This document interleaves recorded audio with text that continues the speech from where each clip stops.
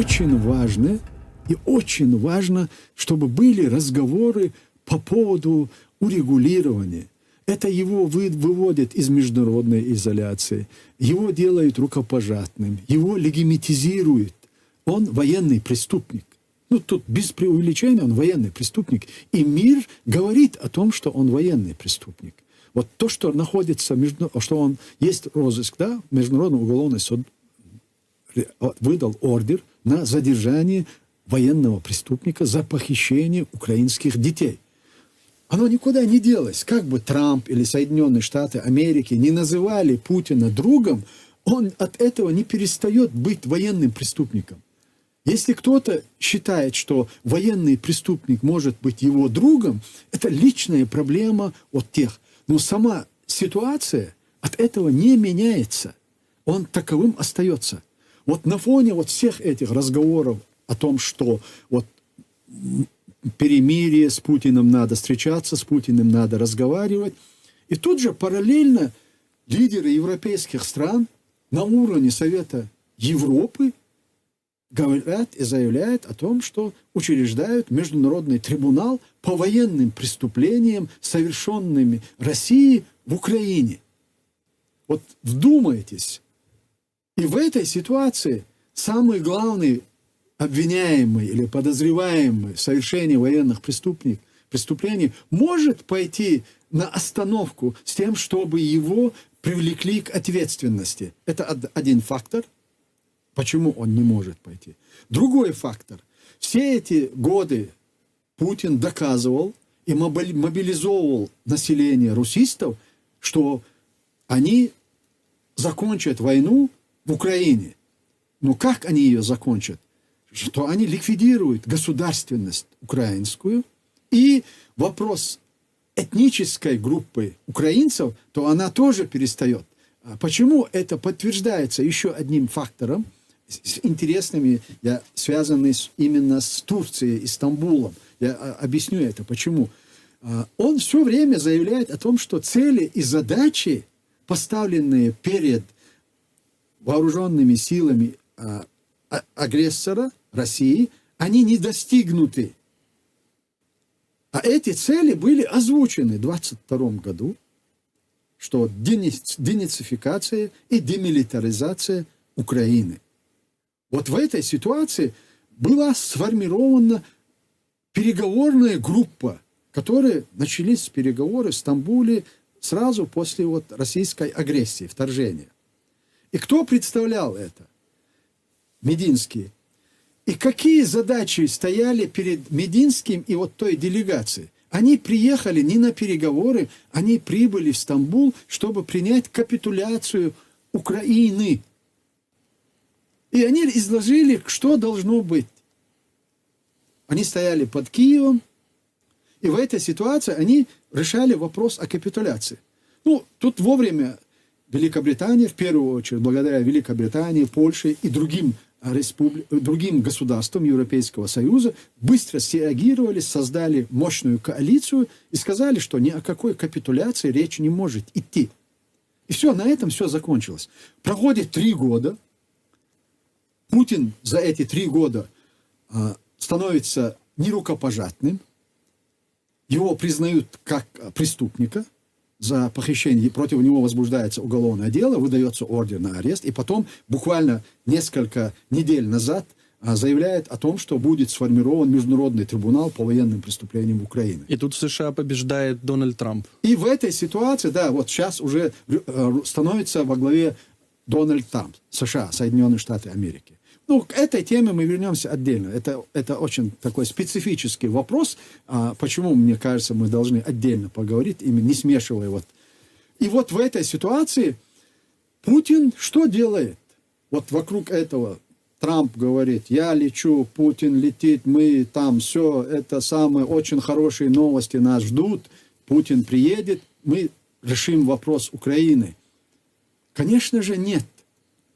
Конечно, нет. И в этой ситуации Путин присылает в Турцию Мединского. Это он подчеркивает. Слова одно, а это конкретный шаг и действо. Они отвечает вот тем словам, которые Путин говорил, что позиция Украины, при том, кто бы как ни хотел, она не изменилась. Он присылает Мединского, чтобы продолжить вопрос о капитуляции Украины в этой войне. Вот почему один фактор – это вот уголовное дело, они руководствуются принципом «победителей не судят». Вот это самое главное. Второй вопрос. Экономика России. Она переведена на конкретно военные рельсы. Миллионная армия, которая находится, 1,5 миллиона с обслуживающим персоналом, которая находится и задействована в войне против Украины, они получают колоссальные деньги. Вот представьте себе, экономика вся переведена на военные рельсы, и в этой ситуации он раз останавливает военные действия. Как к этому отнесутся военные? Те, которые сегодня, несмотря ни на что, как к этому отнесется мобилизованное российское население, которое 90% поддерживает Путина в его войне. Это для Путина было бы поражением.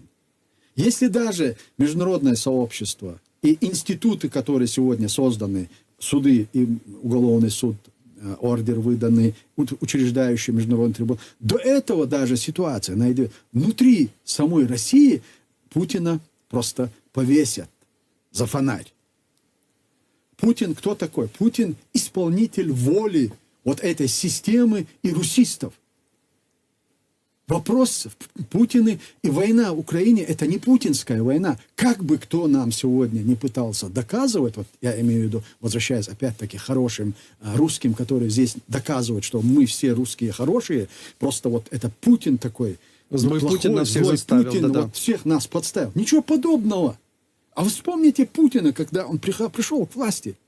Вы вспомните Путина, его первые заявления, которые он делал даже открыто по поводу Украины, по поводу Крыма, по поводу всех этих моментов. Путин был другой. Путин стал тем, кем он стал, потому что вот система, которая его привела к власти, сделали и его поставили перед выбором. Или. Ну, и он решил, потому что он был повязан кровью в Чечне. Отстранение от власти для него было смертоподобно. И он принял условия системы и стал во главе вот этой российской имперской идеологии, фашистской идеологии. И вот поэтому в связи, вот, учитывая все эти обстоятельства, ничего не изменилось. Ситуация Путина после всего, что произошло, после Чечни, после Грузии, после 2014 года Крым, она же не улучшилось его положение, она ухудшилась во многом. И поэтому нужно понимать, пока он живой, никакого перемирия не будет. Опять-таки, чтобы вы не придирались к моему слову, пока он живой. А он будет живой до тех пор, пока эта система не осознает, что они проигрывают эту войну. Вот если эта система это осознает, которая привела его к власти, которая делала его Путиным, вот когда они осознают, или он исчезнет, или он умрет, это другое. Но это уже будет сигнал, что не Путин, а вот эта система изменила свой подход. И у них такой шанс есть. Дело в том, что если же даже ликвидировав Путина, убрав его, списав на него все, что произошло в Украине, в Чечне, в Грузии, Россия, решив или отступив, или вернувшись к границам 91 года, это уже победа самой Российской империи. Это будет не поражение, это будет победа. Это значит, будет какое-то перемирие, мир наступит на сколько-то лет, пока Россия снова не появится другой Путкин, который будет продолжать идеологию, имперскую идеологию, она сохраняется как угроза для всего мира. А для того, чтобы вот она перестала быть угрозой для остального мира, не только для Украины, чеченцев, она должна перестать существовать как империя. А возвращаясь к 91 году, она остается империей.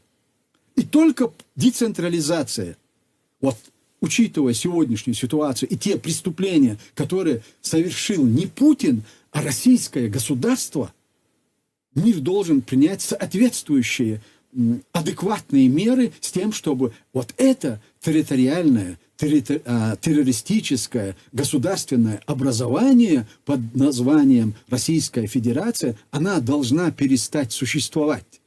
А для того, чтобы она перестала таковой быть, у международного сообщества, у Украины есть очень мощный рычаг в руках.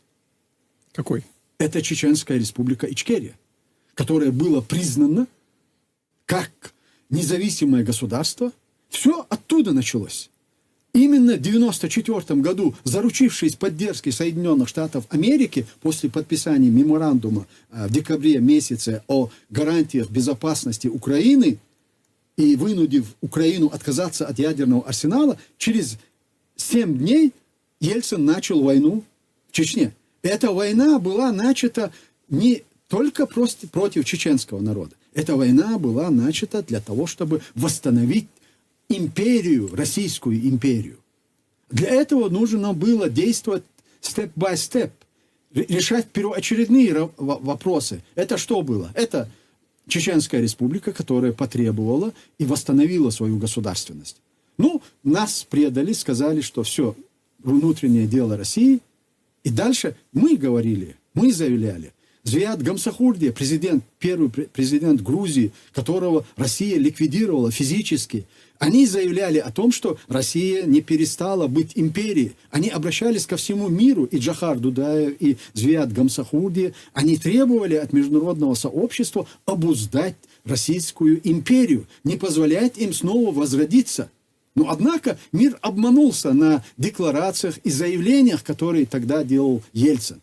И поэтому сегодня, если мы хотим, чтобы Украина победила в этой войне, и Украина была обезопасена от Российской империи, нужно децентрализовать. А для того, чтобы децентрализовать, первым фактом является Чечня, которая была оккупирована раньше всех этих территорий. И сегодня Украина, если она сделала первый шаг, признав территорию временно оккупированной, это политическая акция. Теперь за этим должно последовать юридическое признание этой территории и движение, национально-освободительное движение, которым руководим мы. Сегодня есть правительство и официальные структуры, которые представляют вот именно ту страну, обеспечивая преемственность. Вот нужно зафиксировать эти 2-3 момента, и это уже будет началом децентрализации Российской империи. Я не говорю, что Россия должна исчезнуть с лица земли, с карты мира. Нет, Россия должна вернуться к своим границам и освободить те колониально зависимые народы и страны от своего имперского ига. Знаете, как бы есть вот футболки с такими принтами «Make Russia small again», в смысле «Сделайте Россию снова маленькой». Да? Ну, то есть об этом тема. А вот, знаете, вы опередили, конечно, мой вопрос. Действительно ли мы можем говорить, что вот все, что мы видим сейчас, и агрессию в Украине, до того агрессию в Грузии, что все это на самом деле источником этого есть то, что мир, да, цивилизованный мир, можем говорить в кавычках, не в кавычках, неважно, цивилизованный мир закрыл глаза на те военные преступления, которые Россия совершала в Чечне. То есть убийство детей, стариков, женщин, уничтожение городов, уничтожение сел, выжигать, бомбить и так далее, продали как внутренняя проблема. Мы тут решаем проблемы с террористами исламскими, сепаратистами, как угодно. И вот что это и была, знаете, как вот эта точка X, с которой, в принципе, все началось, и мы наблюдаем последствия. Абсолютно. Дело в том, что не просто допустили, а всецело заняли позицию России в этом вопросе. Убийство чеченского, да, конечно, не было технологических таких возможностей, которые имеет сегодня. Человек с одним айфоном, это и телевидение, и радио, и на весь мир через несколько секунд все это распространяется. Однако мы не можем сказать, и мир не может сказать, что они не знали, что происходило в Чечне. Были организации Amnesty International, Human Rights Watch, Мемориал, которые фиксировали все эти преступления. Даже независимые российские медиа были, на Политковскую и медиа, и другие, они освещали на весь мир все, что происходило. Но, однако, вот миру, который наблюдал и был уверен в том, что Россия навеки всегда изменилась, а знаете, в чем это было дело, Алексей? Это не только там каких-то политических, протокольных международных делах. Это было связано с коррупцией, которая зарождалась на Западе. Россия, сегодняшняя Россия, эта территория, они являются таким мощной основой для формирования коррупционных схем, чтобы можно было обогатеть за какие-то месяцы и дни. На Западе миллионеры, миллиардеры, это вы проследите за ними, да, это столетиями создаются мощные такие-то. А здесь вчерашние там продавцы трусиками или же джинсами, они становятся миллиардерами и триллионерами, да.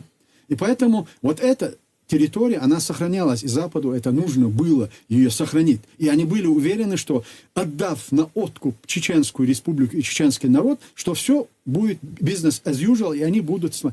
И наши предупреждения о том, что, ребята, то, что сегодня происходит здесь, оно аукнется, и оно перейдет к вам. А я почему говорю, всецело заняли? Вот теперь 94 год. С 94 года, да, Россия была членом ОБСЕ, но в последующем все международные институты, куда вовлекалась Россия, это происходило на фоне убийства чеченского народа. 95 год, когда Россию принимает Совет Европы, полноправным членом Совета Европы, нам тогда объяснили, ребята, вы понимаете, мы это сделали, это было сделано нарушение существующего устава этой организации.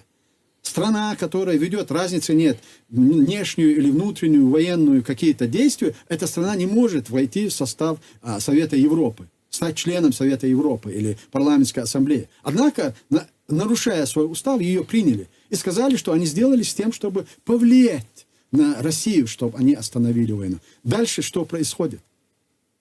Как они влияют на это? Ельцин, Путин, Вторая война. Мы заканчиваем войну, первую, Хасавюртовское соглашение.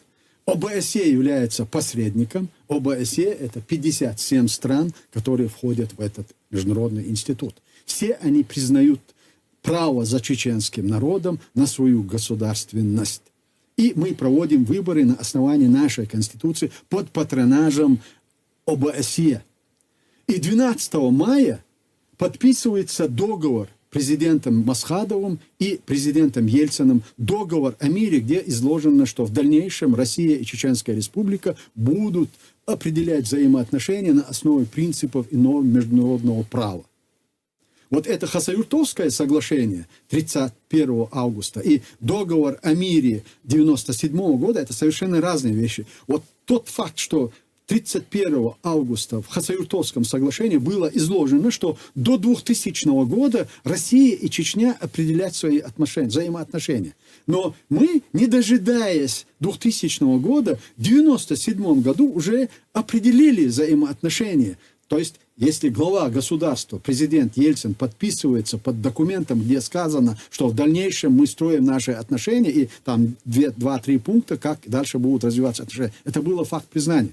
То есть, нужно понимать, чтобы Россия не подписывала, и на какие бы уловки и соглашения Россия не шла, она их не будет выполнять, если это идет вразрез интересов Российской империи. Даже не российского государства, а Российской империи этой идеологии. Рано или поздно это будет нарушено. Поэтому, кто бы сегодня не выступал и не гарантировал безопасность Украине, но если Россия сохранится в этих границах и сохранится как империя, если даже не признав вот эти оккупированные украинские территории, как я сказал, до 91, а Россия будет представлять угрозу в первую очередь для Украины и для остального мира. Поэтому, да, все началось, почему я говорю, и ключ, и чтобы вернуть ситуацию и разобраться доподлинно, что происходило и почему мы пришли к тому, что мы пришли, мы должны вернуться туда, откуда все это начиналось. И признав свои ошибки, которые были совершены по отношению к чеченскому народу, не ошибки, а преступления.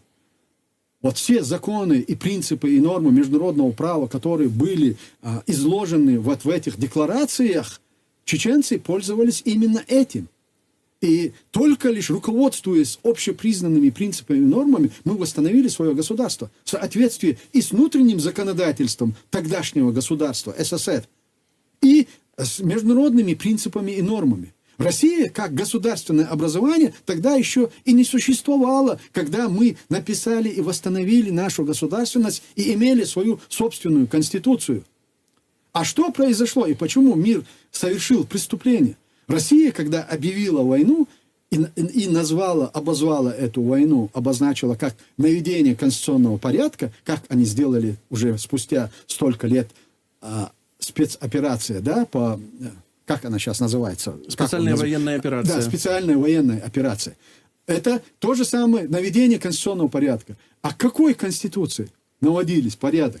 Который они собственноручно включили в свою конституцию, нас как субъект. Вот то, что они сделали с регионами Украины, да, Донецк, Луганск, да, провели фейковые референдумы так и сказали, у нас что, даже что они хотят этого не присоединиться. сделали. У нас даже этого. И сегодня Путин говорит, так, это наша территория, а не конституция, и мы не можем нарушать нашу конституцию. Вот нужно вернуться, поэтому нужно нам вернуться, чтобы Путин понимал, что он сделал и что мир знает. Вы это не только сейчас, вы это сделали здесь, и вы продолжаете гнуть эту политику, возрождая, восстанавливая Российскую империю. Я хочу вернуться к тому, о чем вы говорили, о том, что вот действительно у Украины есть мощный рычаг влияния на Россию. Это именно Чеченская республика Ичкерия, да, и юридическое признание, в том числе правительства, которое, ну, собственно, выступает за независимость этой оккупированной страны, оккупированной Россией, оккупированной русистами, как вот вы их называете. Но у меня вот еще такой вопрос. Есть ощущение, что, возможно, в том числе Украина, мне сложно говорить, я не кручусь в верхах, да, то есть я не знаю логики нашего руководства, что она ищет, как это, правильный момент для того, чтобы пойти на такой шаг. Сейчас мы увидели, вот хочу, конечно, вас об этом тоже расспросить, увидели информацию о том, что якобы, значит, чеченский диктатор Кадыров там как-то смертельно болен, что все у него плохо, якобы он уже, значит, своих членов семей, как это, убрал с каких-то важных должностей, там оставил своего того Адама, ему снова ордена ему вручают. К Путину он ездил, говорят, вот прям сложно ему разговаривать. Может быть, это и есть тот самый, как это, переломный момент вот сейчас, когда, возможно, чеченский диктатор Кадыров болен и слаб? Нет, это не имеет отношения, это совершенно разные вещи. Кадыров – это российский феномен. Это они его создавали годами, и вкладывали в него очень большие средства, и миллиарды, и миллиарды.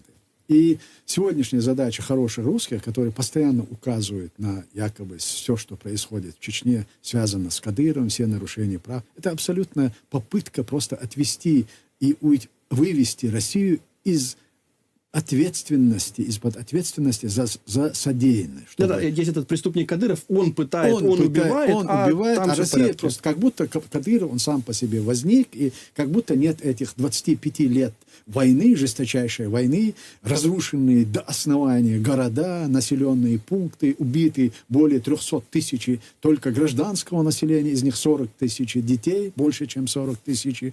Это все хотят свести на Кадырова. Это не будет работать. Это не будет работать, и это никакое отношение к разрешению вот, конфликта и обозначению позиции Украины или кого-то по отношению к Чечне и чеченскому народу это не имеет. Это чисто российская идеология, и их агентура, которая находится на Западе, являясь такими оппозиционерами Путина, они все время обращают наше внимание на Кадырова и на его окружение, на детей, там, на кого.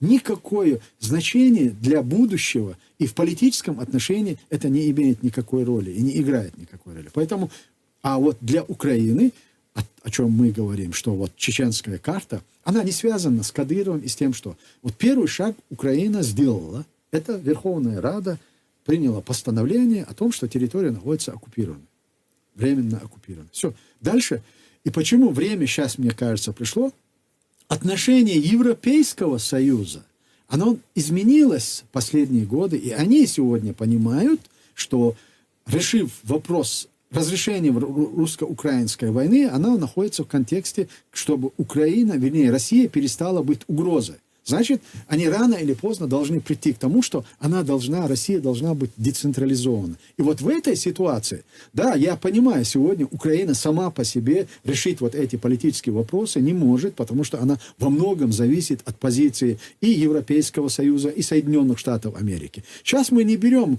во внимание Соединенные Штаты Америки, которые находятся очень далеко, но мы возьмем Европейский Союз и европейские страны, которые очень близки. И Чечня – это часть Европы. Мы живем в одном континенте. И, конечно же, не разрешив этот вопрос, решать другие вопросы на европейском континенте невозможно, даже вопрос Украины. Поэтому рано или поздно им придется вернуться к этому. Вот когда они к этому будут готовы, это не связано с Кадыровым, это связано напрямую с событиями в Украине. И как будет заканчиваться война, и какие последствия необходимо, чтобы были проведены мероприятия относительно России и российских преступников. Вот в это время.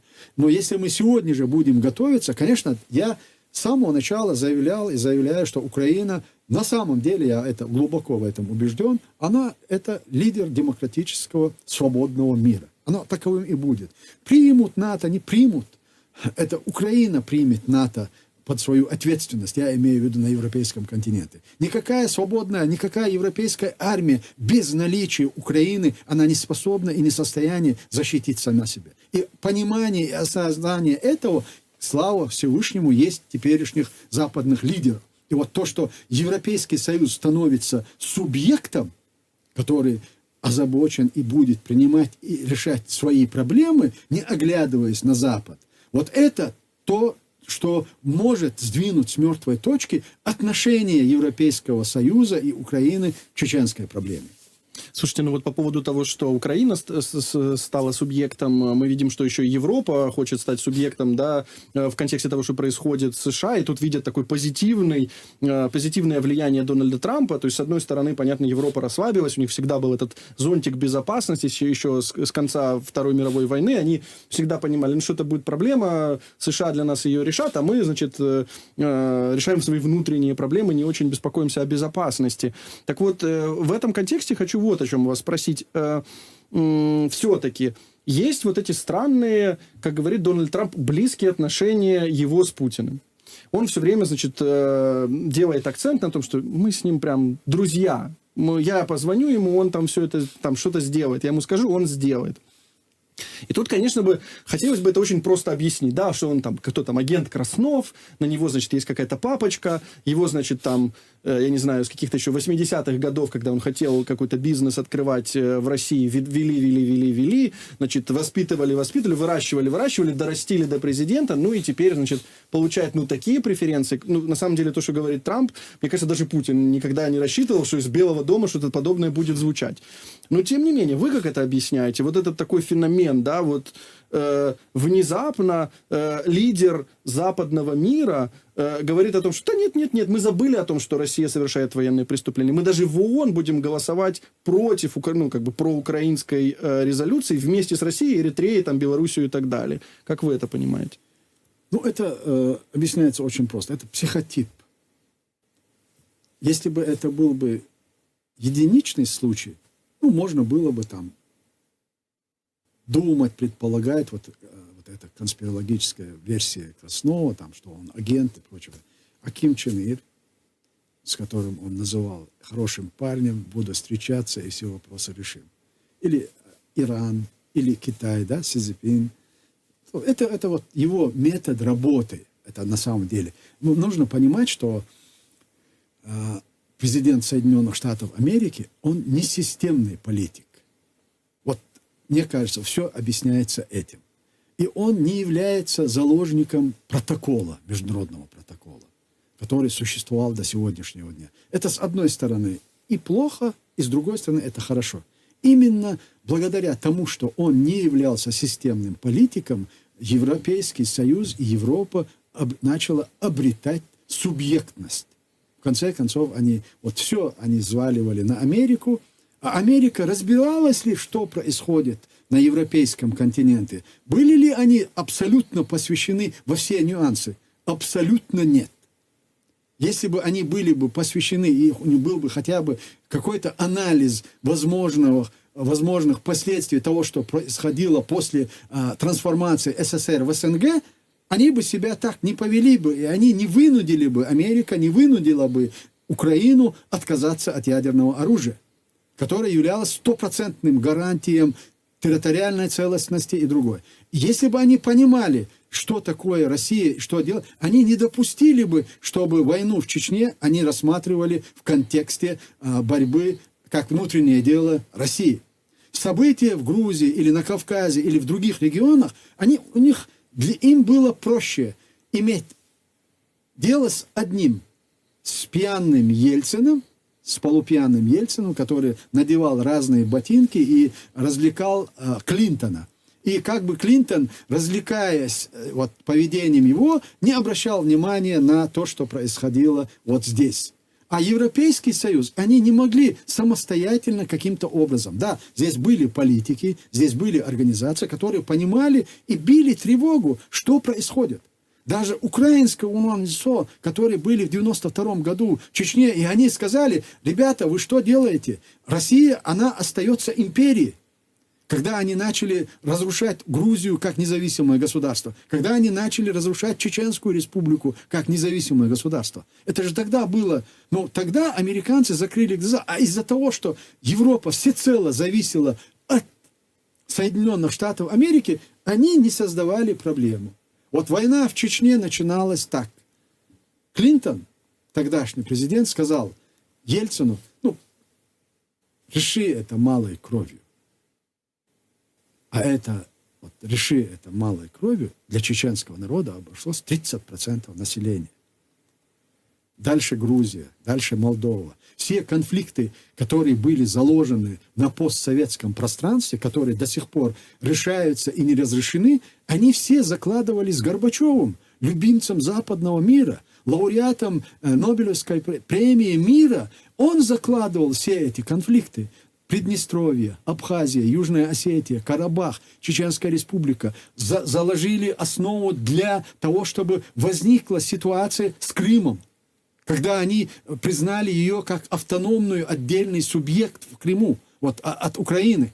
Все это закладывалось. И Соединенные Штаты Америки не то что не препятствовали этому, они это все поощряли.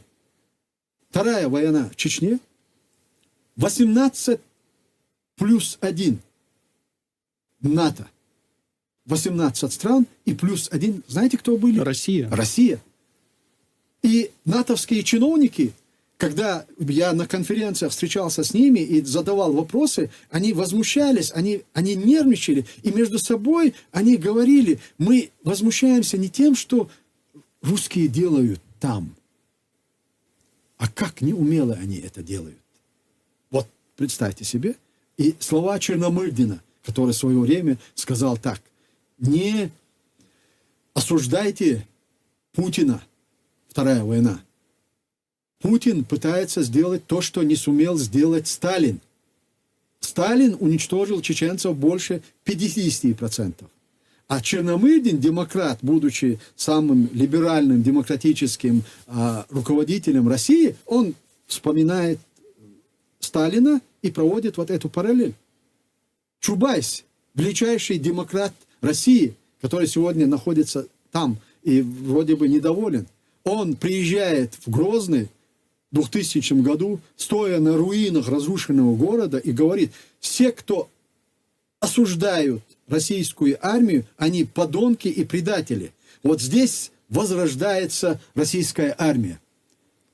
Все эти моменты, европейцы это видели, но Соединенные Штаты Америки, они были далеки от этого. И поэтому сегодня очень важный момент в истории не только чеченцев, украинцев, что для всех колонизированных народов, проживающих на этом континенте, это важный процесс, то, что Европа становится субъектом. И оно может решать уже вопросы, связанные, какой должна быть Россия. И я уверен в том, что мы к этому придем.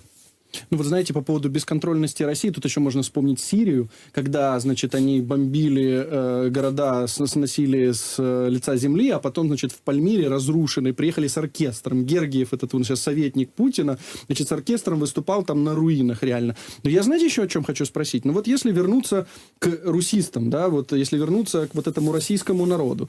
Я просто прочитал книжку, ну там, некоторое время назад, есть такой Дэвид Ремник, сейчас он главный редактор Нью-Йоркера, а тогда он работал на Вашингтон-Пост. И он, собственно, написал книгу, которая называется «Могила Ленина». Он, значит, был в как бы Советском Союзе в конце империи, то есть это вот конец 80-х, и вот начало 90-х.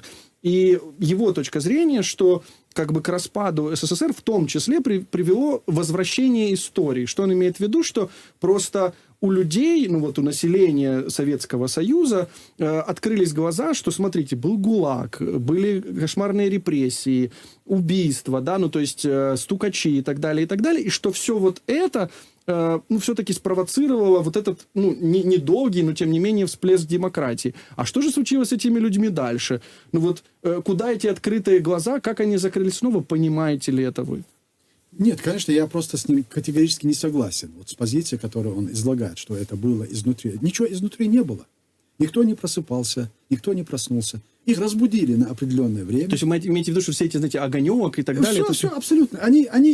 Их Горбачев, вот период перестройки, Андропов, который начал все это, и все было подготовлена перестройка и период, и введение рыночной экономики в СССР, это была подготовка Андропова. Сейчас я вам могу перечислить людей: Гайдар, Чубайс, Шохин. 20 молодых людей были отправлены на Запад для изучения рыночной экономики. Кем? Андроповым, будучи директором КГБ и в последующем первым секретарем. Вернее, да, первым секретарем. Это еще программа была заложена при Андропове. Никакого внутреннего всплеска с воспоминаниями или с теми, что произошло с народами, этого не было. Все эти законы по реабилитации репрессированных народов, по создаванию этих мемориалов, это все было спущено сверху, вниз. И очень яркое подтверждение этому, вот когда закрывали мемориал, было голосование. Кто за то, чтобы сохранить мемориал? И сколько человек проголосовало? 100 с лишним тысяч. 150 миллионное или 120 миллионное население, 100 тысяч проголосовало, чтобы сохранить мемориал. Вот когда вот наши либералы, которые сегодня вынуждены находятся здесь, на Западе, когда они начинают нам говорить, что русские, это у России есть будущее, прекрасная Россия, там, демократическая, это Путин все это сделал, это неправда. Это русисты сделали Путина тем, кем он сегодня является. Путин был востребован вот этим обществом. Вот как только закончилась эра ельцинская, вот когда он впервые выступил, и Чечню взяли, и они уверовали, что Запад и Европа в целом уже будет за ними, именно потому что с коррупционной схемы они уже были заложены. Приватизация, которую начинал делать Чубайс, за эти всей приватизации и приватизировали все объекты бывшего СССР, за этими всеми стояли западные структуры, которые взяли их под себя. И в этой ситуации им было наплевать не только на Чечню, там 1,5 миллиона людей, 14-15 квадратных тысяч километров, даже на Украину. Им важно было сохранить это все под единым колпаком. И поэтому никакого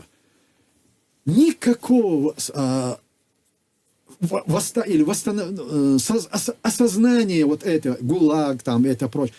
И ГУЛАГи, и все это будет существовать, пока эта территория будет сохраняться как Российская империя.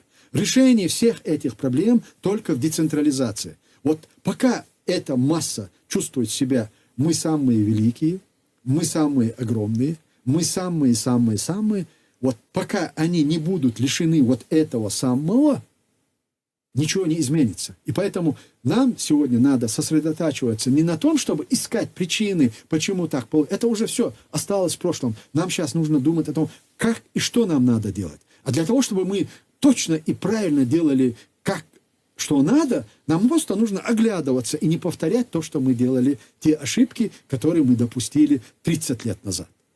А правильно ли я понимаю, что вот и с Чечней, оккупированной Россией сейчас, ну, в принципе, не может ничего произойти изнутри до того момента, пока там находится 150-тысячная группировка российских войск?